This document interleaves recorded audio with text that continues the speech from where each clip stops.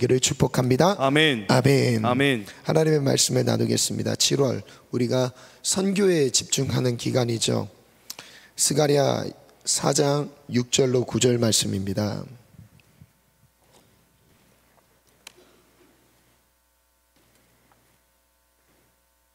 스가랴 4장 6절로 7절 말씀이래요. 네, 7절 말씀입니다. 7월은 선교 집중하는 기간입니다. 그래서 선교에 대한 사명에 대한 말씀을 나누고자 합니다. 우리 함께 믿음으로 선포합니다. 시작. 그가 내게 대답하여 이르되 여호와께서 스룹바벨에게 하신 말씀이 이러하니라. 만군의 여호와께서 말씀하시되 이는 힘으로 되지 아니하며 능력으로 되지 아니하고 오직 나의 영으로 되느니라. 저를 따라 선포합니다. 힘으로 되지 않고 능력으로 되지 않습니다. 능력으로 되지 않습니다. 오직 하나님의 영으로만 됩니다. 오직 하나님의 영으로만 됩니다. 우리의 수준으로 사명을 감당하는 것이 아닙니다. 내가 갖고 있는 실력으로 사명을 감당하는 것이 아닙니다.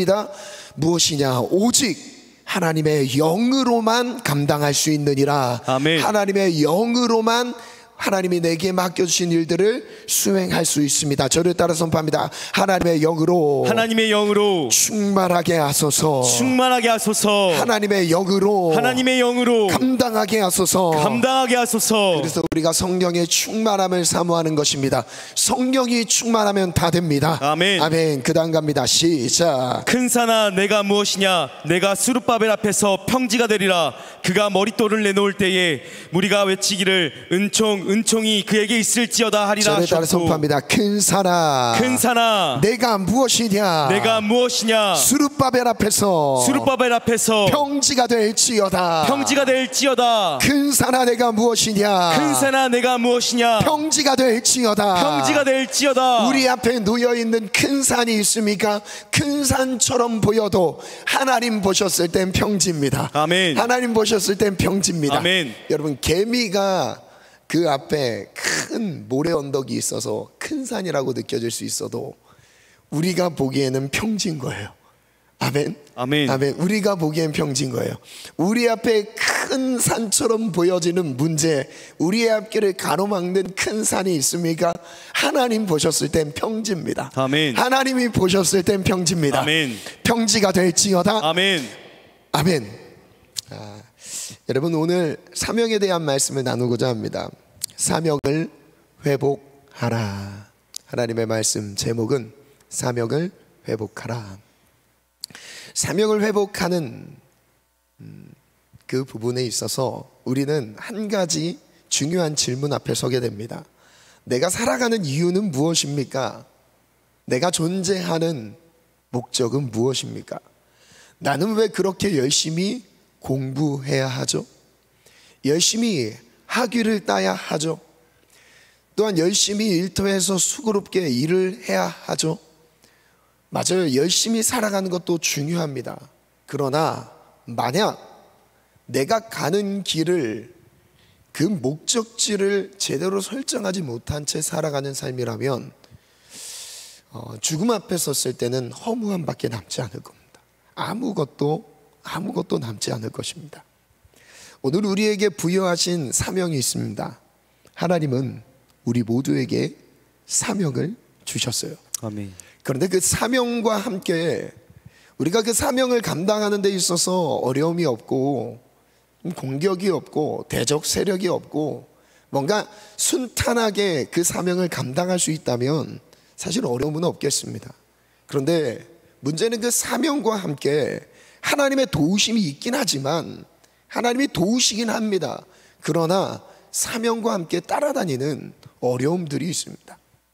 그 어려움들을 우리가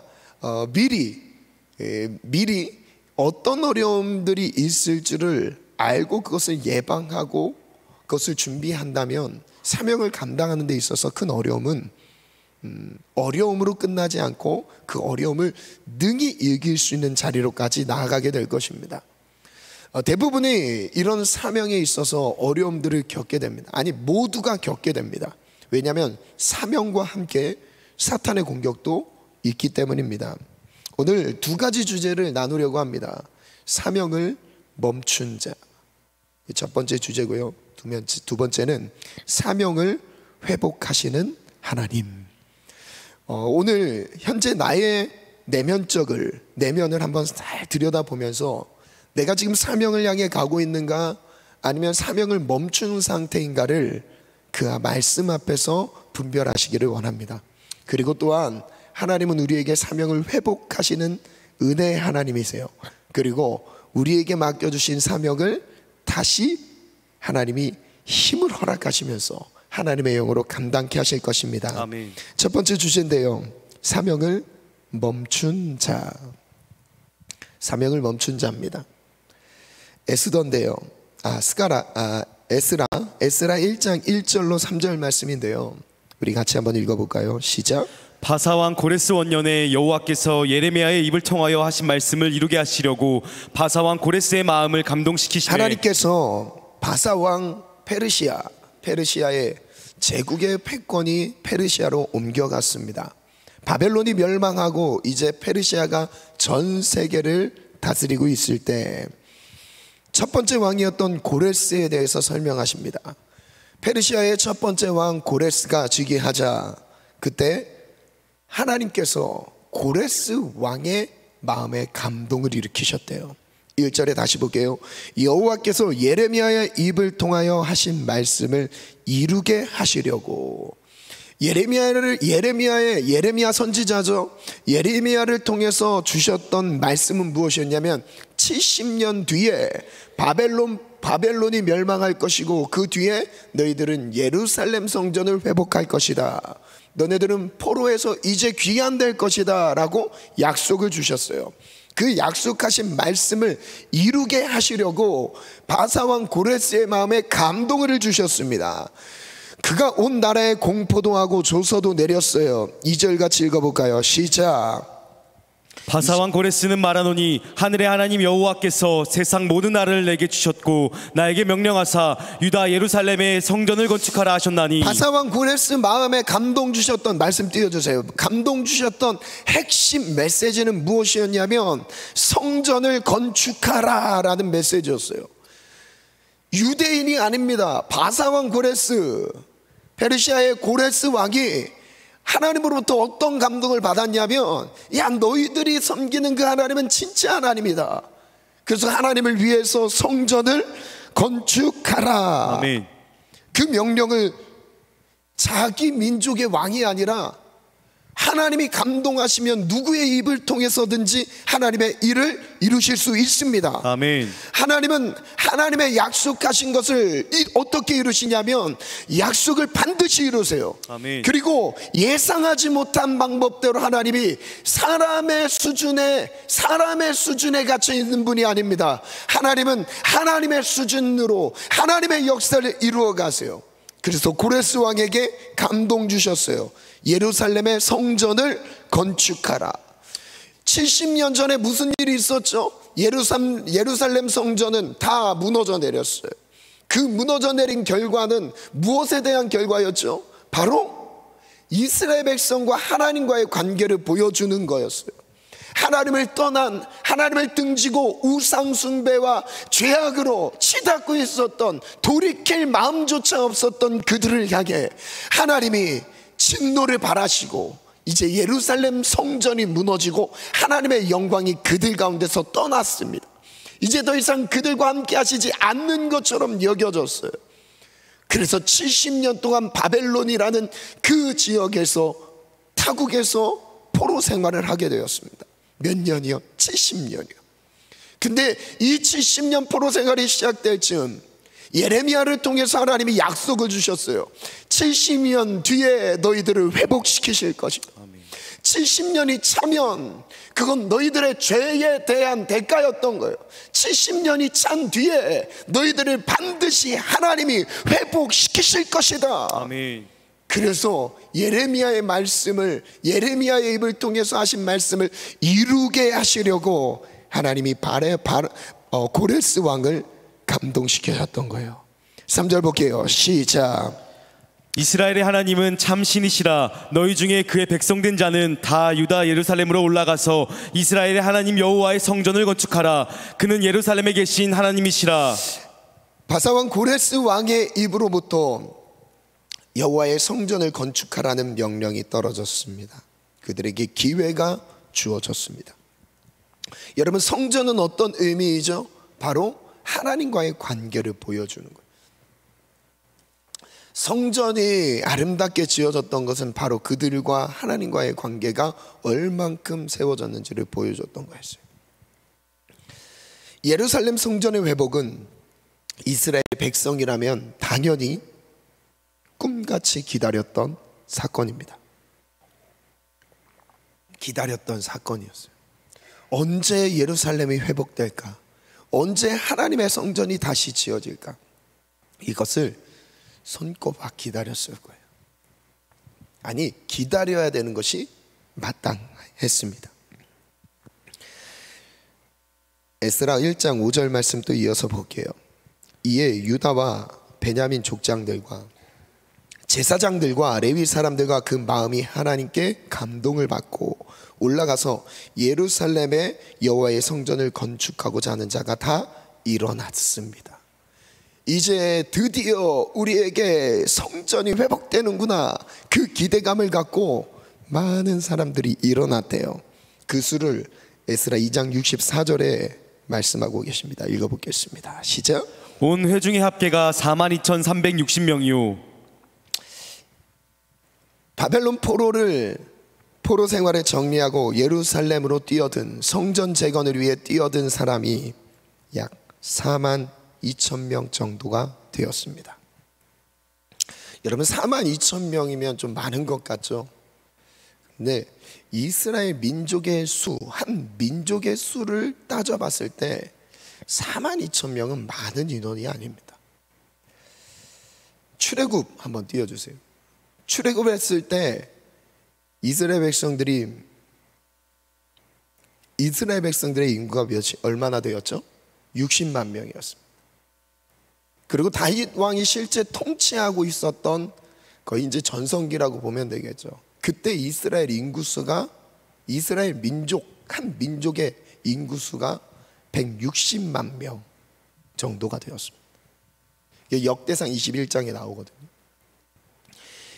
160만 명이었어요. 그리고 여기서 카운트에 들어가지 않았던 레위 사람도 있고요. 베냐민 지파는 아예 들어가지도 않았어요. 인구조사를 하다가 중단했어요. 찝찝해서 중단했죠. 그때 카운트됐던 인원수가 160만 명이에요. 여러분 한번 따져볼게요. 160만 명의 인원수가 있었어요. 그러면서 나라가 점점 작아지고 이제 포로 생활하고 다시 돌아오는 사람들의 인원수를 세보니까 42,360명이었다는 거예요. 여러분, 얼만큼 적은 인원이 예루살렘 성전으로 복귀했는지, 귀환했는지를 수치상으로 알 수 있습니다. 많은 인원이 복귀했다라고 생각하시면 안 돼요. 적은 인원이에요. 이전에는 기회가 없어서 못하는 것으로 생각했어요. 이전에는 기회가 열리지 않았다고 생각했어요. 그래서 할 수 없는 것으로 여겨졌어요. 그런데 참 이상한 일이 벌어집니다. 기회가 열렸는데 따라 나서는 사람이 없는 거예요. 기회가 주어졌는데 하나님의 명령에 반응하는 사람이 없는 거예요. 기회가 열렸는데 이것을 기회로 여기지 않는 상황이 되어버린 거예요. 여러분, 이렇게 또 한번 적용할 수 있지 않을까 싶어요. 코로나 때문에 전도하지 못했다, 핑계는 될 수 있어요. 코로나 때문에 2, 3년간 우리가 모이는 예배나 이런 것들을 자유롭게 하지 못했다, 분명히 막혀있는 상황이라고 생각할 수 있겠죠. 열리기를 기대했어요. 빨리 이 상황이 속히 풀리기를 기다렸습니다. 근데 풀렸어요. 얼마나 많은 사람들이 전도에 참여합니까? 얼마나 많은 사람들이 주의 나라와의 복음을 위해서 헌신하고 있습니까? 그 전과 큰 차이가 있습니까? 지금 이 본문 안에서의 상황이 그와 같았습니다. 글을 한번 정리해 봤어요. 생계인가 사명인가? 70년이 지나 드디어 기회가 열렸습니다. 하나님께서 무너진 성전을 다시 세울 수 있는 복을 허락하셨습니다. 이 날을 기다려 왔습니다. 아마도 모든 유대인들의 소원이었습니다. 이런 모두가 성전 재건을 기다렸을 텐데, 모두가 그날을 기다려야만 했는데 막상 기회가 열리니 동참하는 사람이 너무 적었습니다. 예루살렘에서 성전을 위해 헌신하는 것보다 바벨론 생활이 더 편안했습니다. 이들이 왜 떠나지 않았냐면, 바벨론 포로 그 기간을 그 지역에서 떠나서 예루살렘으로 자유를 찾아 떠나는 게 어쩌면 더 편할 수 있다라고 생각하겠죠. 아니에요. 현실적인 생활 측면을 따졌을 때는 바벨론은 자유가 보장되어 있어요. 현실적으로 편안한 삶이 이미 정착이 되었습니다. 거기 뿌리를 내렸어요. 자기 아버지도요, 할아버지도요. 70년이 지났잖아요. 현실적으로 너무 편안한 공간이었어요. 하나님의 명령이 떨어지자, 기회가 주어지자 그것에 반응하는 사람들이 적었습니다. 예루살렘에서 성전을 위해 헌신하는 것보다 바벨론 생활이 더 편안했습니다. 대부분 생계의 안정 때문에 바벨론을 떠나지 않았습니다. 안정된 자리를 정리하고 예루살렘으로 떠난다는 것은 무모한 헌신 같아 보였습니다. 너무 적은 수가 사명에 반응했습니다. 바벨론 생활을 정리하고 예루살렘을 떠난다는 것은 한 가지 분명했습니다. 그들은 사명을 위해 사는 사람들이었습니다. 생계를 위해 바벨론에 머무를 것인가, 사명을 위해 예루살렘으로 떠날 것인가. 여러분, 어떤 부류의 사람으로 속해 있다고 느껴지십니까? 생계의 안정 때문에 바벨론에 머물러 있는 사람들, 약속이 없었던 것이 아닙니다. 그들에게도 약속이 있었어요. 동일하게 약속이 주어졌어요. 예루살렘의 회복이라는 약속이 주어졌어요. 그러나 생계가 아니라 사명을 선택하느라 자신의 안정된 자리를 다 정리하고 예루살렘으로 떠난 사람들, 사명에 의해 반응하는 사람들, 생계에 의해 살아가는 사람들, 생계 때문에 비전과 사명이 아니죠. 꿈을 논하는 사람들, 사명을 위해 꿈을 논하는 사람들. 무엇을 위해 꿈을 꾸고 계십니까? 청년의 때에 꿈을 꾸어야겠죠. 청년의 때에 앞을 달려갈 분명한 표적이 있어야겠죠. 그래야 달려갈 거 아닙니까? 시험도 합격해야 되고요, 취직도 돼야겠고요, 돈도 벌어야 되겠고요. 무엇을 위해서요? 생계 위해서입니까? 사명을 위해서입니까? 여러분, 무엇을 위해서 그것을 선택하셨습니까? 무엇을 위해서 그렇게 에너지를 쏟아붓고 계십니까? 오늘 주님이 우리에게 질문하고 계신 거예요. 여러분, 예루살렘으로 떠나셨습니까? 아니면 바벨론에 머물러 계십니까? 4장 1절부터 또 볼게요. 사로잡혔던 자들의 자손이 이스라엘의 하나님 여호와의 성전을 건축한다 함을 유다와 베냐민의 대적이 듣고, 이제 성전 재건이 된다라는 소문이 이제 퍼졌습니다. 그래서 유다의, 베냐민의 대적들이 그 소문을 듣고 이제 방해하기 시작했어요. 2절 볼게요. 스룹바벨과 족장들에게 나와 이르되 우리도 너희와 함께 건축하게 하라. 그들도 함께 돕는 것처럼 가장하고 있는 거예요. 회방하고 있는 거예요. 우리도 너희와 같이 너희 하나님을 찾노라. 아수르 왕 에살핫돈이 우리를 이리로 오게 한 날부터 우리가 하나님께 제사를 드리노라 하니. 3절, 스룹바벨과 예수와, 좀 이따가는 여호수아라고 나옵니다. 총독 스룹바벨과 대제사장 여호수아예요. 기타 이스라엘 족장들이 이르되 우리 하나님의 성전을 건축하는데 너희는 우리와 상관이 없느니라. 바사왕 고레스가 우리에게 명령하신 대로 우리가 이스라엘 하나님 여호와를 위하여 홀로 건축하리라 하였더니 분별했어요. 섞이고 싶지 않았던 거예요. 그들이 어떤 목적으로 접근하고 있는지를 이 두 사람은 분별할 수 있었어요. 스룹바벨과 여호수아는 그것을 분별했습니다. 그리고 그 다음 읽어볼까요? 시작. 이로부터 그 땅 백성이 유다 백성 손을 약하게 하여 그 건축을 방해하되. 5절 6절이 있습니다. 시작. 6절까지. 바사왕 고레스의 시대부터 바사왕 다리오가 즉위할 때까지 관리들에게 뇌물을 주어 그 계획을 막았으며, 또 아하수레오가 즉위할 때에 그들이 글을 올려 유다와 예루살렘 주민을 고발하니라. 지속적으로 어떻게 방해했냐면 이들이 성전 재건을 하지 못하도록 고관들에게 뇌물 주어서 그들을 못하게 막았던 거예요. 정치적으로 그들이 뇌물을 받고 그것을 합법적으로 아예 중단시켰던 거예요. 당연히 성전 재건을 할 수 없는 상황이 되었죠. 이 방해자들의 회방의 내용을 이후에 11절부터 16절까지 기록하고 있는데, 시간 관계상 생략하고 그냥 내용만 올려볼게요. 방해자들의 회방 띄워주세요. 아닥사스다 왕에 올린 글, 그 글의 핵심은 무엇이었냐면, 첫 번째, 세금이 문제됩니다. 성전을 재건하면 그 사람들이 세금을 바치지 않을 거예요. 그러니까 성전을 재건하지 못하도록 막으시기 바랍니다. 이것을 왕에게 올렸어요. 글을 올렸습니다. 첫 번째 문제는 뭐죠? 세금의 문제예요.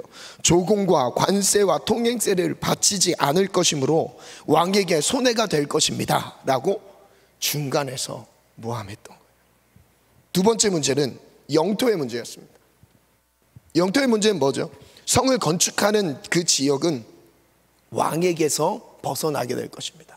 왕에 관할 지역에서 벗어나게 될 것입니다. 즉, 그 지역만큼 왕에게는 손해가 된다는 거예요.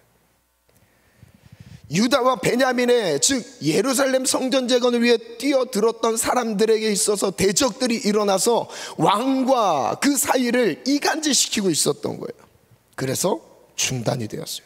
결론 무엇이죠? 예루살렘 성은 패역하고 악한 성읍입니다. 성전 재건을 중단시켜 주세요, 이거였습니다.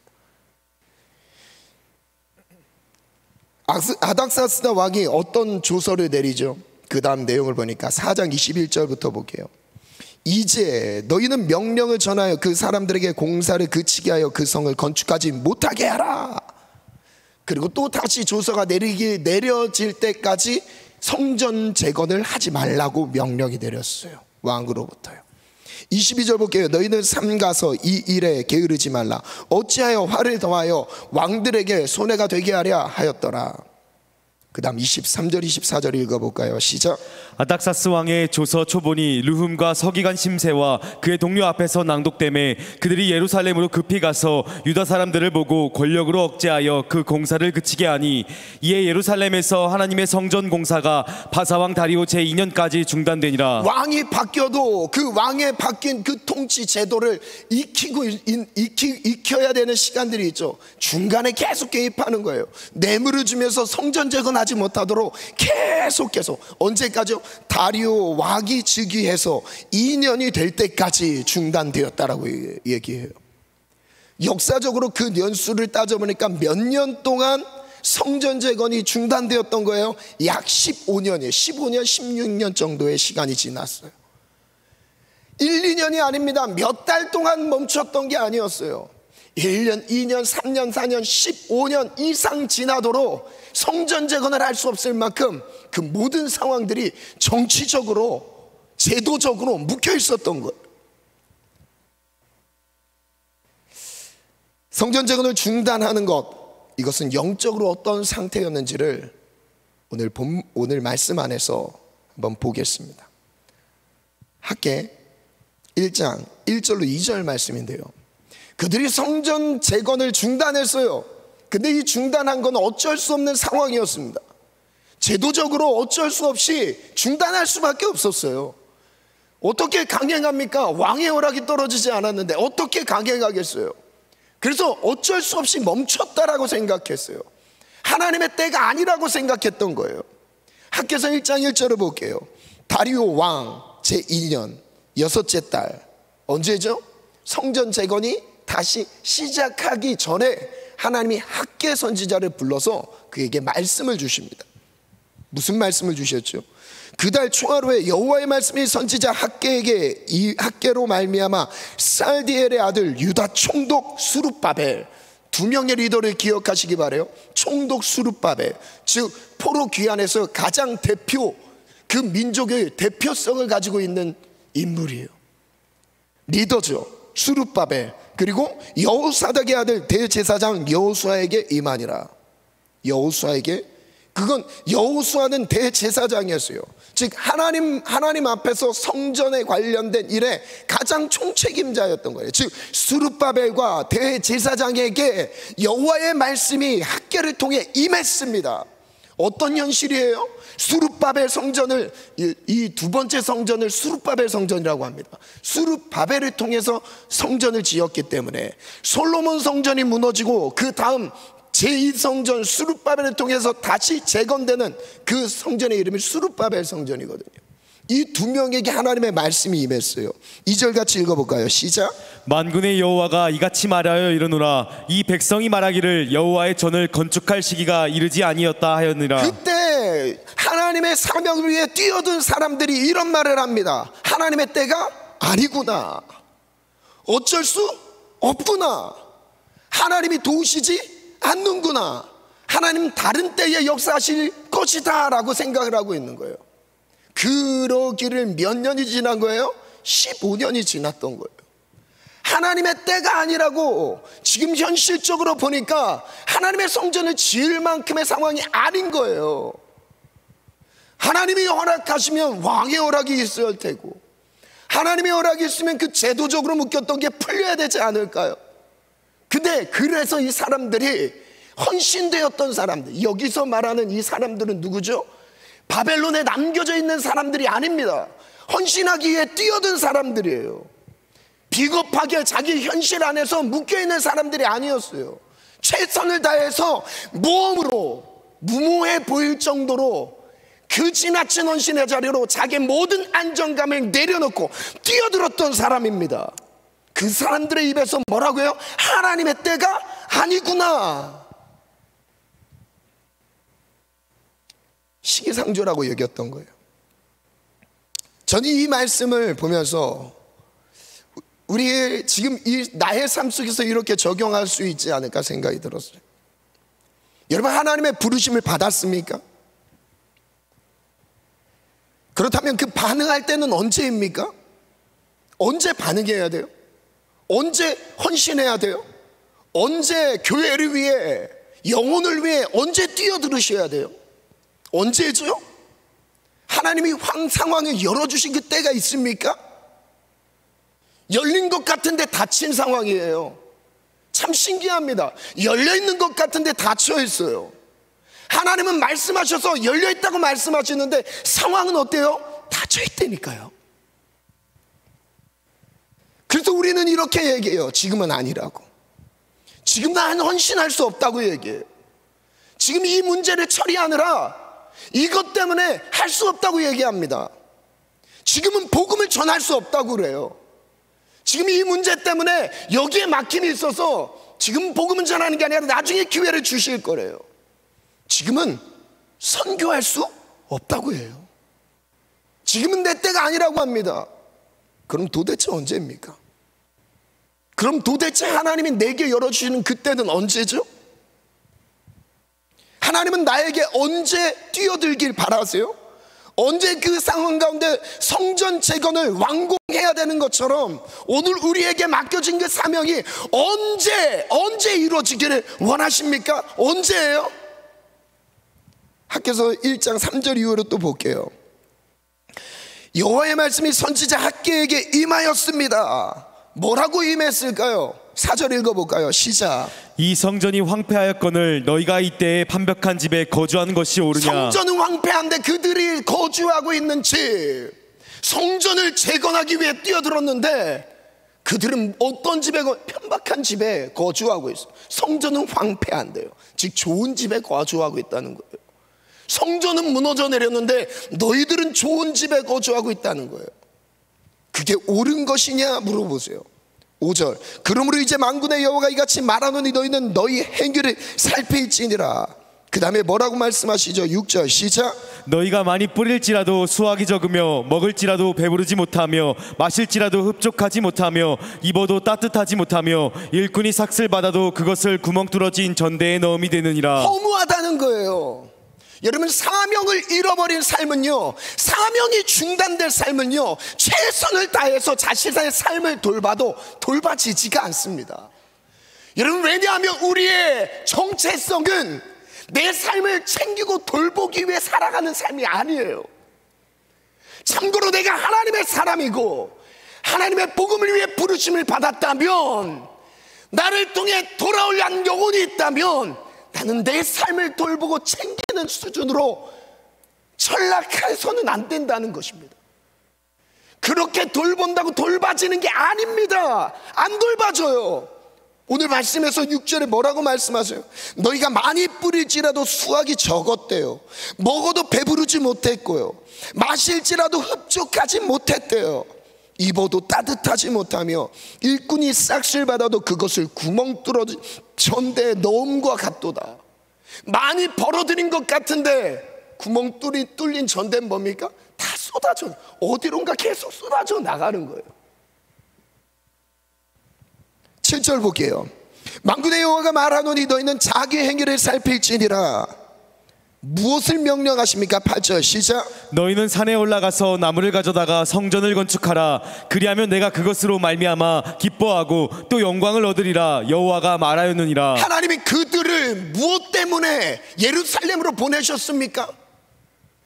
그들이 왜 예루살렘으로 뛰어들었던 거죠? 하나님이 맡기신 사명이 있었던 거예요. 예루살렘 성전을 재건시켜야 하는 그 사명을 안고 뛰어들었던 거였습니다. 그래서 하나님이 그 사명을 다시 일깨우치십니다. 깨우쳐 주셨어요.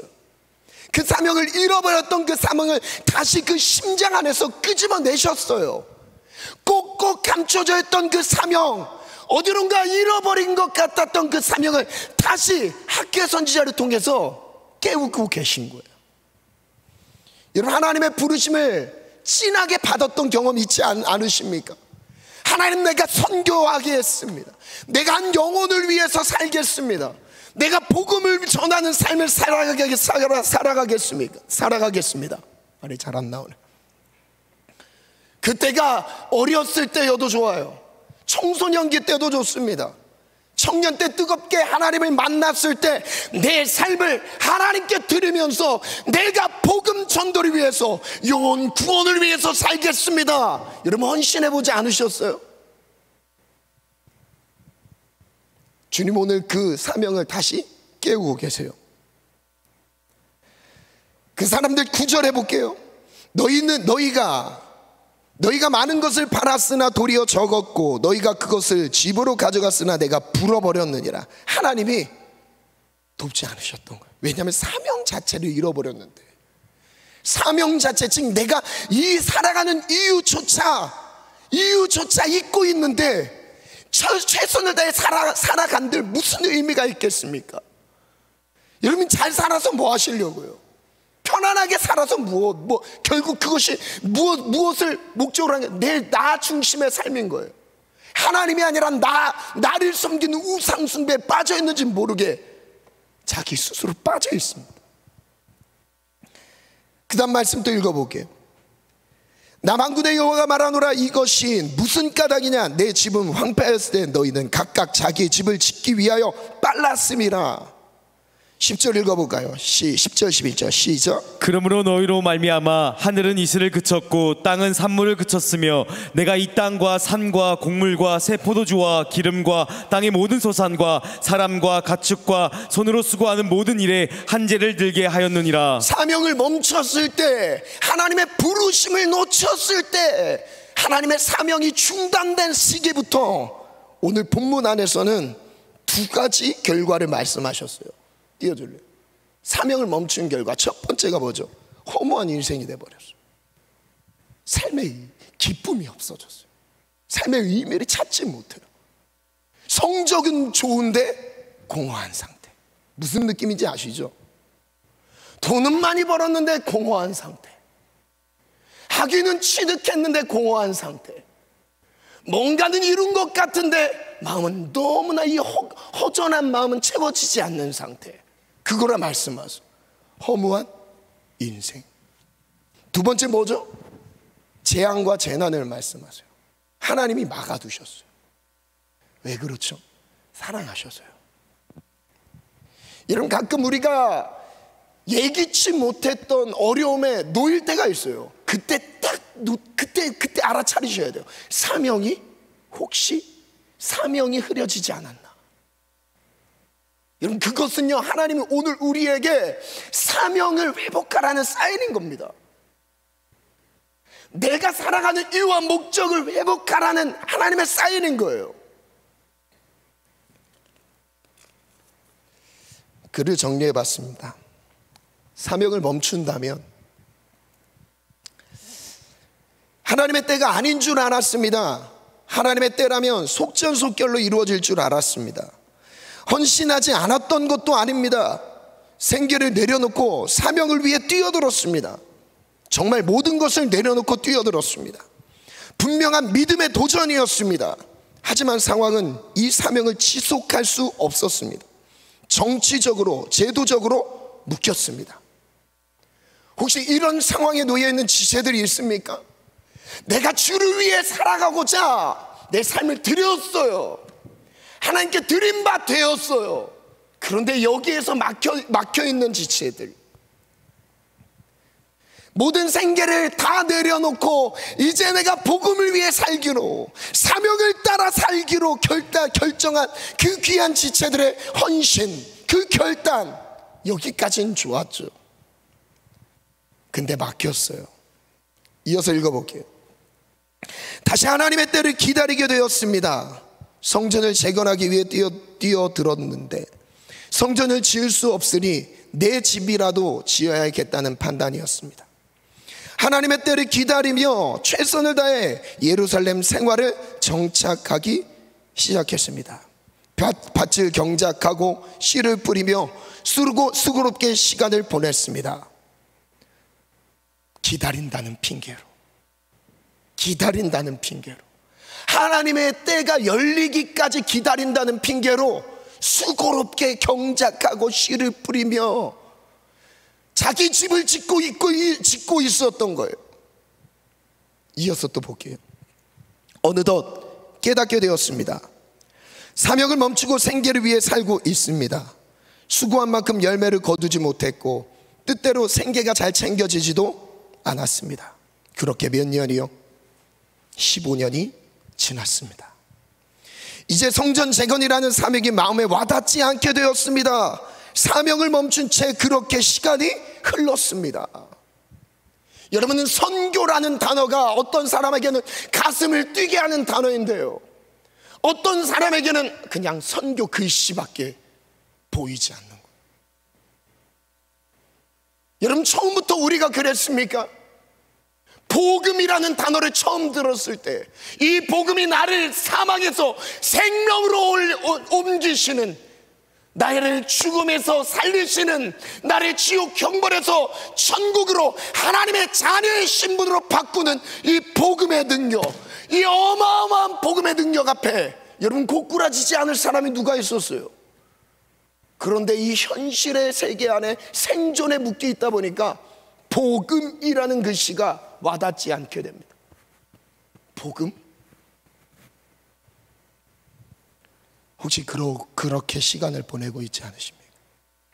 하나님의 때가 아니라고 얘기해요. 하나님이 돕지 않아서 문이 열리지 않았다고 얘기해요. 우리가 그런 핑계를, 그런 제도와 정치적인 것들을 핑계 삼아서 묶일 수가 있습니다. 그런 채 사명 없이 살아가고 있을 수가 있어요. 두 번째 주제, 사명을 회복시키시는 하나님. 사명을 멈춘 사람들의 영적인 상태를 한번 볼까요? 질문인데요, 지금 이 상황은 이런 이유로 어쩔 수 없이 사명을 멈춘 거였지만 그들의 영적인 상태에 대해서 스가랴서에 이렇게 고발하고 있어요. 3장 1절부터 볼게요. 함께 읽어볼까요? 시작. 대제사장 여호수아는 여호와의 천사 앞에 섰고 사탄은 그의 오른쪽에 서서 그를 대적하는 것을 여호와께서 내게 보이시니라. 어떤 상황을 보여주셨어요? 대제사장 여호수아가 등장합니다. 성전 재건의 책임자였던 여호수아, 그가 여호와의 천사 앞에 섰는데 누가 등장하죠? 사탄이 있었던 거예요. 사탄이 뭐하고 있습니까? 그의 오른쪽에 서서 대적하고 있어요. 그 대적하고 있는 것을 여호와께서 스가랴 선지자에게 보여주신 거예요. 여러분, 사탄이 눈에 보입니까? 안 보여요. 이 대제사장 여호수아의 입장에서는 육안으로는 보이지 않는 거예요. 내가 사탄의 공격을 당해서 사명을 멈춘 것인지 깨닫지 못하고 있었던 거예요. 몇 년 동안요? 15년 동안. 2절 볼게요. 여호와께서 사탄에게 이르시되 사탄아, 여호와께서 너를 책망하노라. 예루살렘을 택한 여호와께서 너를 책망하노라. 참 이상한 장면이 나옵니다. 여러분, 우리의 입장에서는 사명을 멈추면 누가 책망을 당할 것 같아요? 사명을 멈춘 내가 지금 책망을 들어야 될 것 같은데, 지금 하나님 누구 책망하고 계세요? 사탄을 책망하고 계세요. 하나님이 지금 사탄을 책망하고 계십니다. 여러분, 나의 사명을 가로막고 있는 사단에 대해서 하나님은 책망하세요. 저를 따라 믿음으로 선포해 볼게요. 나의 사명을 가로막고 있는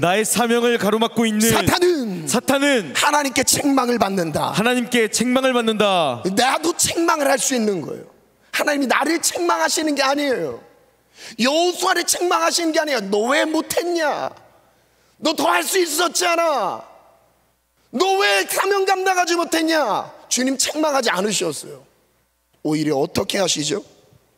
이는 불에서 꺼낸 그슬린 나무가 아니냐 하실 때에, 이 여호수아의 상태가 영적으로 어떤 상태였냐면 불에 끄슬려서 까맣게 타다 남은 나무 조각처럼 보였던 거예요.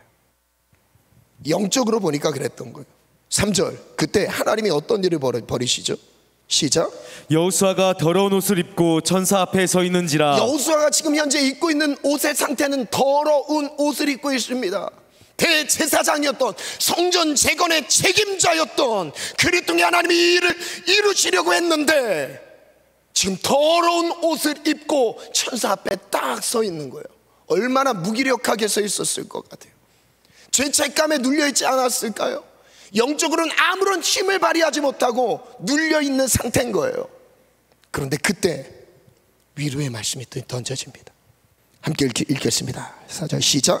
여호와께서 자기 앞에 선 자들에게 명령하사 그 더러운 옷을 벗기라 하시고. 저를 따라 선포합니다. 더러운 옷을 벗으라. 더러운 옷을 벗으라. 하나님이 여호수아가 입고 있던 더러운 옷을 벗겨주셨어요. 사명을 감당하지 못하고 있을 만큼의 처절한 영적인 공격에, 그 공격에 벗어나지 못하고 있는 이 더러운, 영적으로는 더러운 옷을 입고 있는 이 상태, 하나님이 그 옷을 벗겨주고 계세요. 그리고 어떻게 하시죠? 또 여호수아에게 이르시되 내가 내 죄악을 제거하여 버렸으니 내게 아름다운 옷을 입히리라 하시기로, 더러운 옷을 벗기시고 아름다운 옷을 입히고 계세요. 그리고 5절 또 읽어볼까요? 시작. 내가 말하되 정결한 관을 그의 머리에 씌우소서 하매 곧 정결한 관을 그 머리에 씌우며 옷을 입히고 여호와의 천사는 곁에 섰더라. 왜 정결한 관을 씌우셨을까요? 대제사장이 써야 할 그 관, 정결한 관, 즉 사명의 직위를, 영권을, 영적인 권위를 회복시켜주고 계세요. 무엇하라고요? 성전 재건을 수행하도록. 여러분, 우리가 죄사함을 받는 거 중요합니다. 중요해요. 그는 죄사함 자체가 목적이 아니에요. 우리가 회개 자체가 목적이 아닙니다. 죄사함 받은 뒤에 그 다음 무엇입니까? 우리가 깨끗함을 입고 더러운 옷을 벗고 이제 하나님이 아름다운 옷을 입혀준 뒤에 이제 아름다운 관, 정결한 관을 쓰고 무엇을 하라고요? 사명을 감당하는 거예요. 사명을 감당하는 것. 사탄은 사명을 가진 자를 공격합니다. 왜냐하면 사명 때문에 공격하는 거예요. 우리는 그 공격을 받으면서 영적인 공격인지 모르고 여러 가지 이유들을 대요. 이래서 못했다, 이래서 어렵다, 이래서 할 수 없다, 많은 이유들을 우리는 댑니다. 하나님을 따를 수 없는 이유, 복음을 전할 수 없는 이유, 선교에 관심을 가질 수 없는 이유, 갖지 못하는 이유죠. 다 합해요. 근데 그 모든 상태에 만약에 사명을 멈춘 상태라면,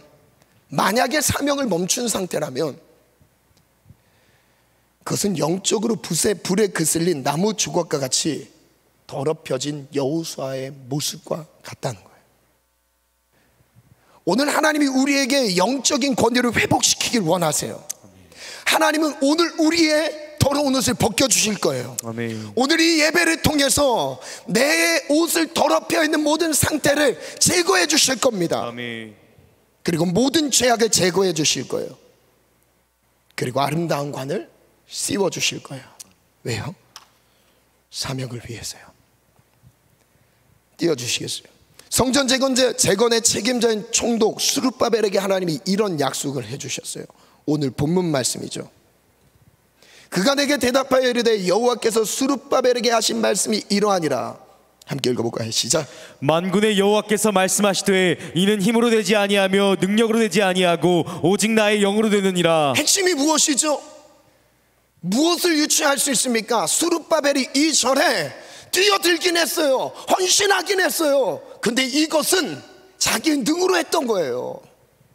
자기 힘으로, 자기 능력으로 했던 거예요. 영적으로 막히니까 막혀지는 거예요.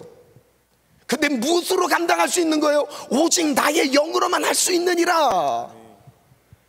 여러분, 영적인 것은 영으로 풀어가셔야 됩니다. 아멘. 여러분, 하나님의 일은, 교회를 섬기는 일은 우리의 육체 에너지로 섬기는 게 아니에요. 영혼을 섬기는 일은 우리의 육의 에너지로 내가 갖고 있는 관계 능력으로 하는 게 아닙니다. 무엇이에요? 성령으로 하는 거예요. 아멘.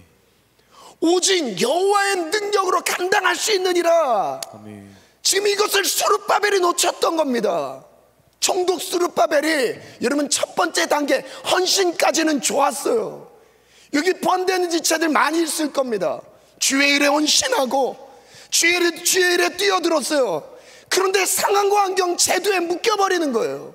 근데 우리는 그 상황을 핑계댈 수 있어요. 이것 때문에 못했다, 저것 때문에 못했다. 그런데 본질적인 문제는 어디에 있었던 거냐면 영으로 하지 않았던 거였어요. 내가 영으로 섬기지 않으면, 성령에 의하여 섬김이 되지 않으면 여러분, 영적인 탈진이 옵니다. 누구처럼요? 스룹바벨과 여호수아처럼. 다시 한번 볼게요. 여호와께서 말씀하시되 이는 힘으로 되지 아니하며 능력으로 되지 아니하고 오직 나의 영으로 되느니라. 아멘. 하나님의 영으로는 된다는 거예요. 아멘. 하나님의 성령이 함께 하시면 됩니다. 아멘. 아멘. 아멘.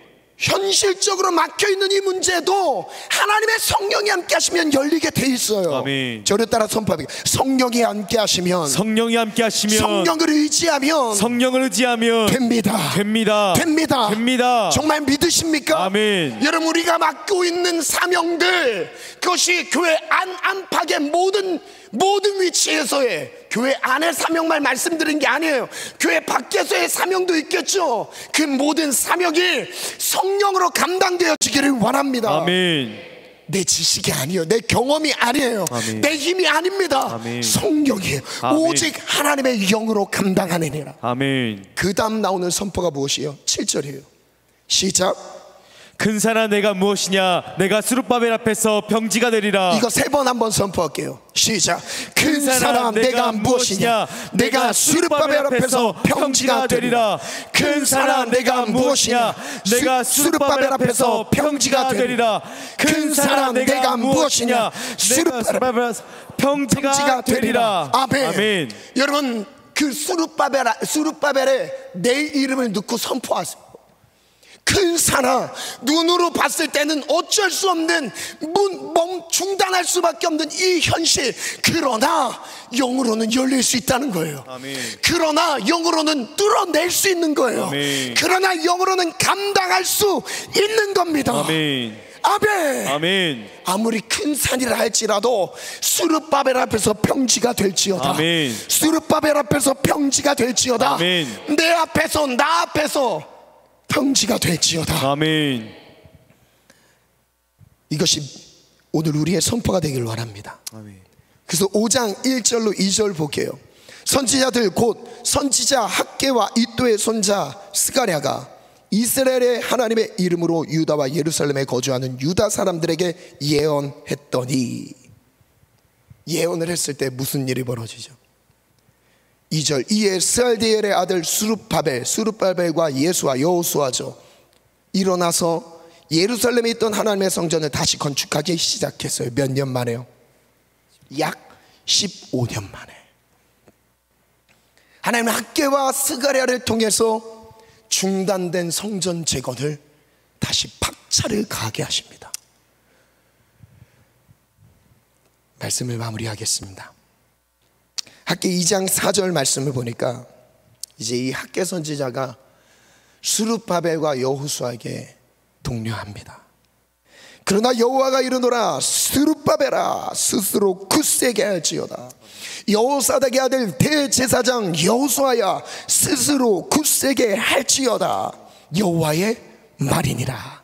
이 땅 모든 백성아 스스로 굳세게 하여 일할지어다. 그 다음 나오는 문장 읽어볼까요? 시작. 내가 너희와 함께하노라 만군의 여호와의 말이니라. 하나님이 함께하면 마음에 굳세어집니다. 아멘. 하나님이 함께하면 현실의 마음이 약해지지 않아요. 흔들리지 않아요. 굳세집니다. 아멘. 저를 따라 선포합니다. 하나님이 함께하시면 마음에 힘을 얻습니다. 마음에 힘을 얻습니다. 흔들리지 않습니다. 흔들리지 않습니다. 할렐루야. 아멘. 여러분, 오늘 우리를 향해 주님이 도전하십니다. 스스로 굳세게 할지어다. 아멘. 스스로 굳세게 할지어다. 아멘. 동이야 스스로 굳세게 할지어다. 아멘. 수룹바벨아 스스로 굳세게 할지어다. 아멘. 아멘. 아멘. 반주 준비해 주시고요. 사명을 멈춘 자들에게 하나님이 말씀하시죠. 그들에게 가장 필요했던 것은 현실 앞에서의 마음이 굳세어지는 거였어요. 현실 앞에서 흔들리는 마음의 상태가 아니라 헌신의 문제가 아니었습니다. 이미 그들은 헌신되어 있었어요. 그런데 방법적인 측면에서 하나님의 뜻, 현실적인 문제를 돌파해 나갈 수 있는 힘이 그들에게 없었습니다. 하나님은 수룹바벨에게 여호수아에게 약속하십니다. 어쩌면 사명을 감당하느라 제풀에 지쳐 쓰러진 수룹바벨에게 여호수아에게 다시 약속하십니다. 내가 너와 함께 하노라. 내가 너와 함께 하노라. 물론 헌신하지 않은 것도 문제가 되겠죠. 아직 그 현실적인 생계의 안정감에서 벗어나는 그 자체도 어려울 수 있겠죠.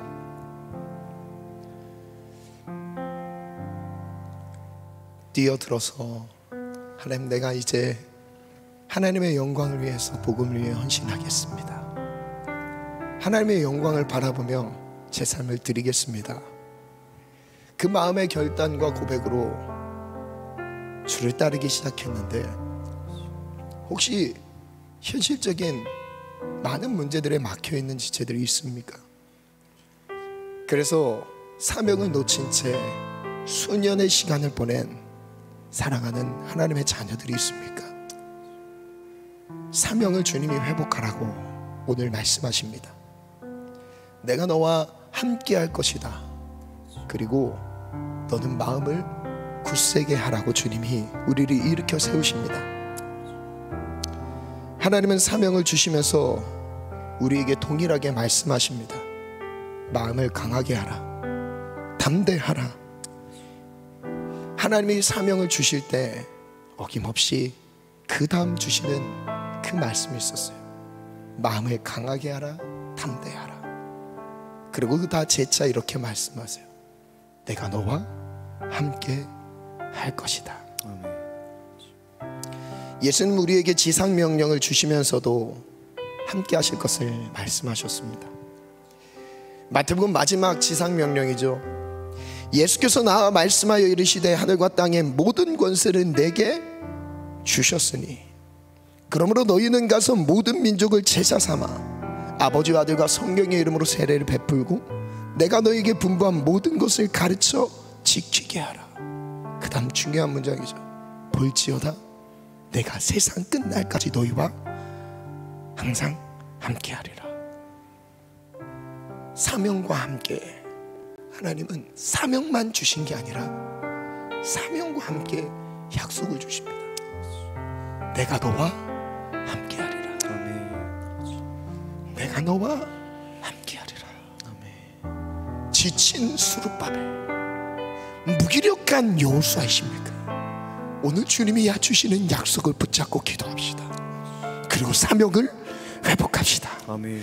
사명을 회복합시다. 아멘. 사명을 회복합시다. 아멘. 오늘 말씀을 기억하면서 기도합시다. 하나님, 무기력한 나의 영적인 상태를 불쌍히 여기시고 하나님 내게 말씀하셨던 사명을 회복시켜 주시옵소서. 아멘. 사명을 회복시켜 주시옵소서. 아멘. 나의 영적인 권위를 회복시켜 주시옵소서. 우리 다 같이 주여 삼창 기도합니다. 주여 주여 주여.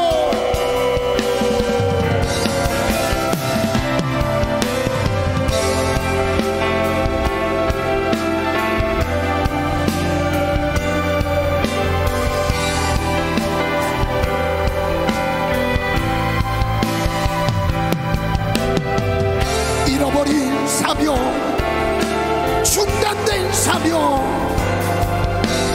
복음을 전하라. 교회를 세우라. 영혼을 살리라. 잃어버린 사명, 중단된 사명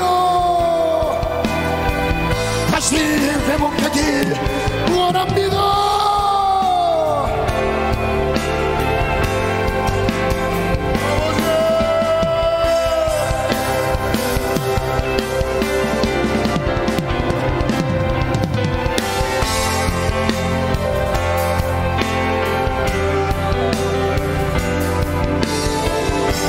사명을 회복하라. 사명을 회복하라. 하나님이 나를 이 땅에 보내신 이유와 목적이 있습니다. 하나님, 오늘 나의 사명이 하나님 안에서 발견되기를 원합니다. 잃어버린 사명을 회복하기 원합니다.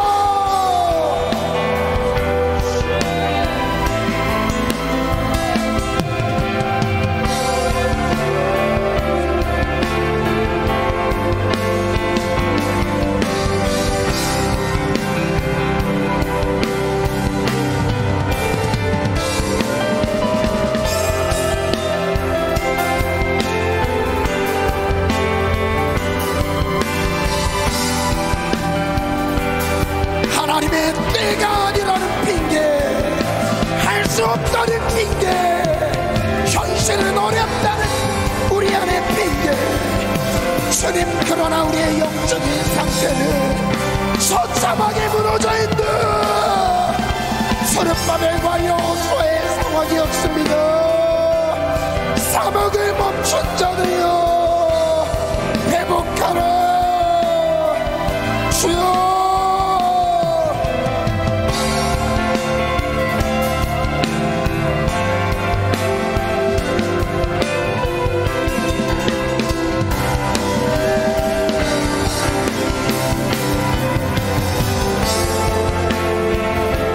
어쩔 수 없는 현실의 문제입니까?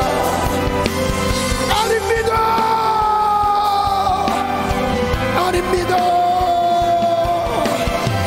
어쩔 수 없는 현실의 문제가 아닙니다.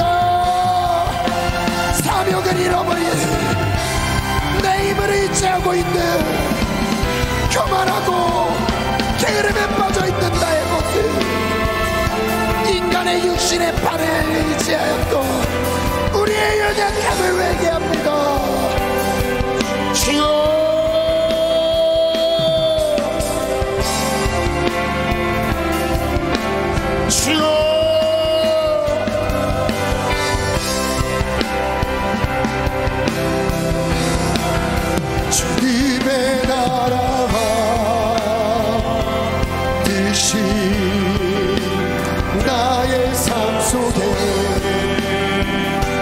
기뻐하시며 주님 알기를 주만 보기를 소망해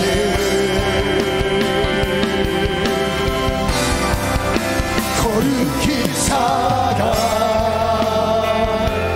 힘과 두려움 없는 길을 주신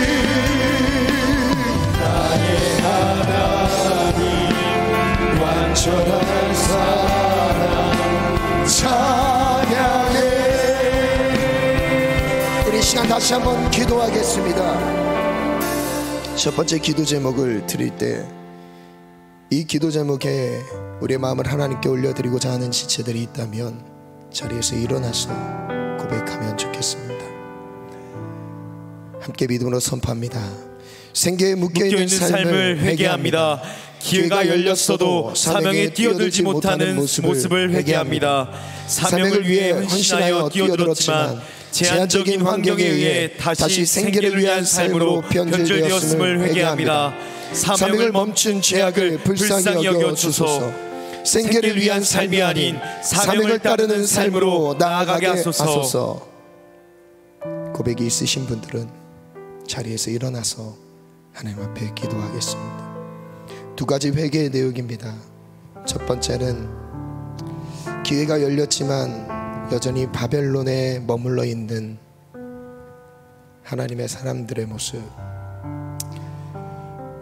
예루살렘 성전을 향해 나아가지 못하는 그 모습, 그리고 두 번째는 사명을 위해 헌신하고 뛰어들었지만 그것이 육신의 힘을 의지한 나머지 제한적인 환경에 의해 무기력하게 멈춰섰는 나의 연약한 모습을 회개합시다. 하나님은 우리에게 말씀하십니다. 나의 힘이 아니다, 나의 능으로도 아니다, 오직 나의 영으로만 되느니라. 아멘. 하나님의 성령으로만 되느니라. 아멘. 하나님의 성령을 회복시켜 주시옵소서. 아멘. 성령으로 사명을 감당하게 도와주시옵소서. 아멘. 교회 안에서의 사명과 또한 밖에서의 사명, 세상 속에서의 사명이든 그 어떤 사명이든 성령으로 감당하게 도와주시옵소서. 아멘. 우리 다같이 두 손 높이 들고 회개함으로 나아갑시다. 주여, 주여,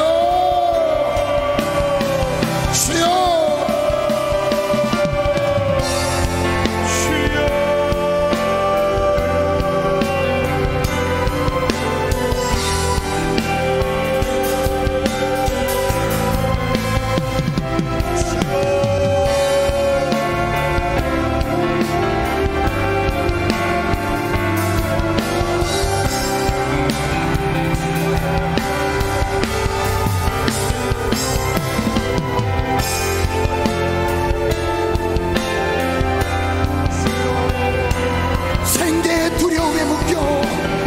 헌신의 자리로 나아가지 못하는, 사명의 자리로 나아가지 못하는 나의 연약함을 회개합니다. 나의 연약함을 회개합니다.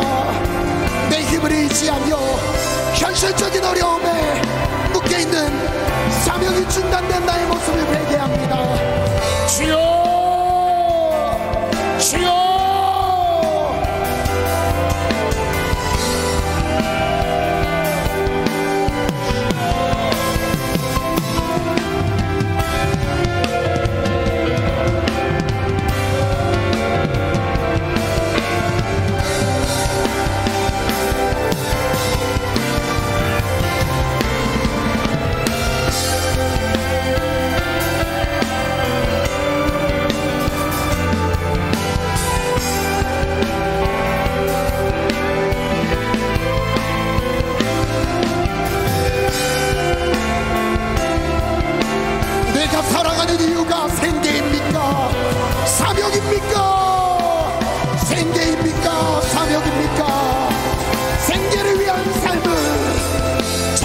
돌보고 살필지라도 하나님은 막으십니다.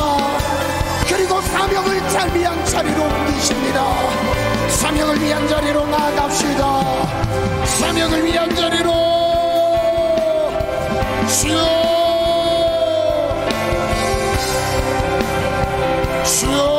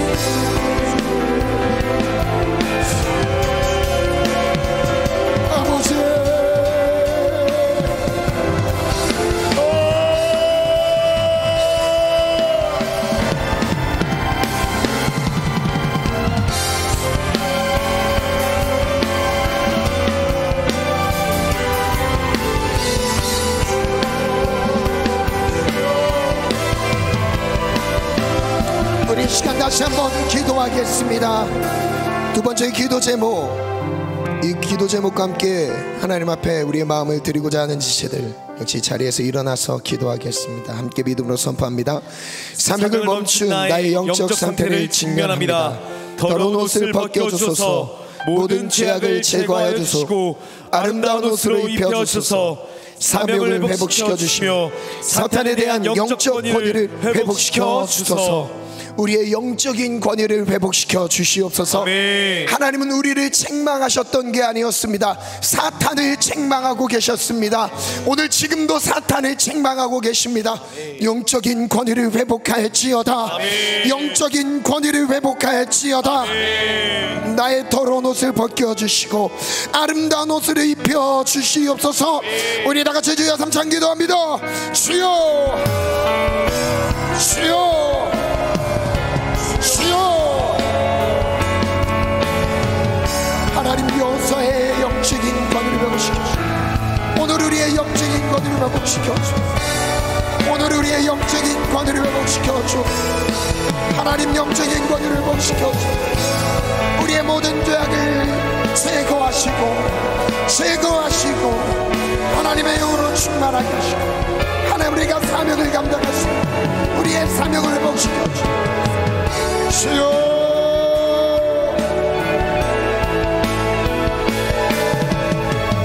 아버지 주여.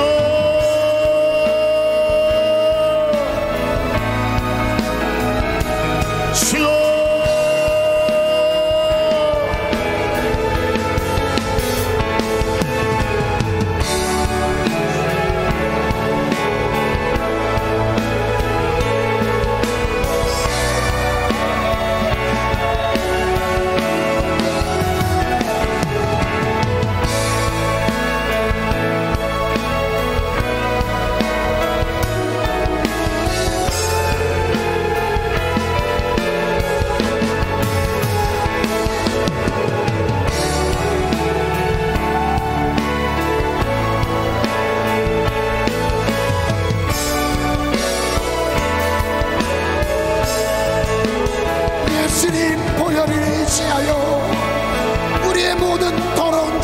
제거하시고 사단 앞에서 우리의 영적인 권위를 회복시켜 주시옵소서.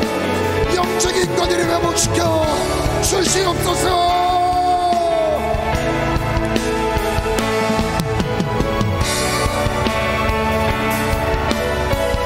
우리 시간 마지막 기도 올려드리겠습니다. 우리 모두 자리에 일어나서 믿음으로 선포하겠습니다. 함께 믿음으로 힘차게 선포합니다. 큰 산아 내가 무엇이냐 선포합니다. 시작. 스룹바벨 앞에서 평지가 될지어다. 사명을 가로막는 모든 방해를 뚫고 나가 힘을 주소서. 마음을 굳세게 하라. 하나님의 함께 하심을 의지하며 나아가게 하소서. 하나님 우리 앞에 있는 모든 큰 산이 평지가 될지어다. 아멘. 평지가 될지어다. 아멘. 평지가 될지어다. 아멘. 우리도 손 높이 들고 주여 담창 기도합니다. 주여, 주여, 주여, 주여.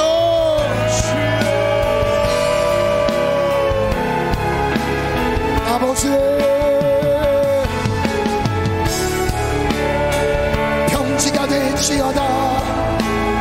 평지가 될지어다. 스룹바벨아 힘을 내라. 괜찮아. 평지가 될지어다. 평지가 될지어다.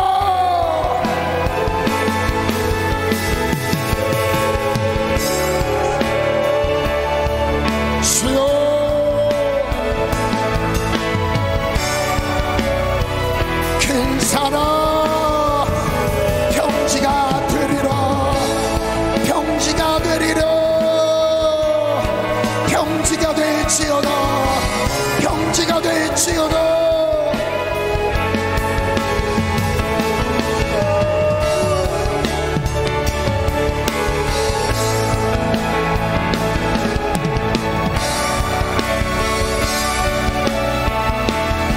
입술로 선포합시다. 평지가 되리라. 평지가 되리라. 주여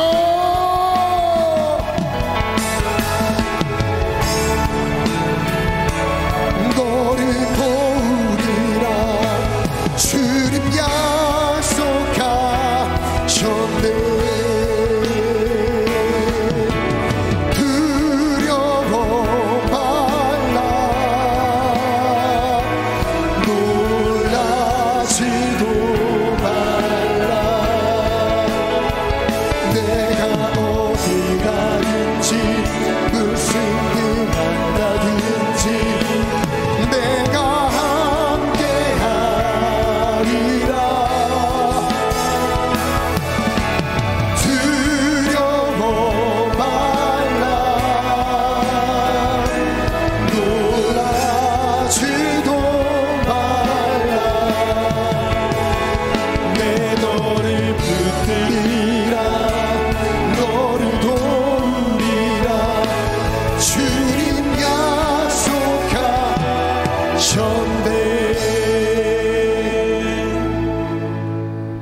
사명을 중단했던 현실을 핑계 삼아 무너져 있던 우리의 영적인 연약함을 불쌍히 여기시고 내 힘과 능력을 의지하고 있던 우리의 부족함을 불쌍히 여기시고 하나님의 능력으로 감당케 하여 주시옵소서.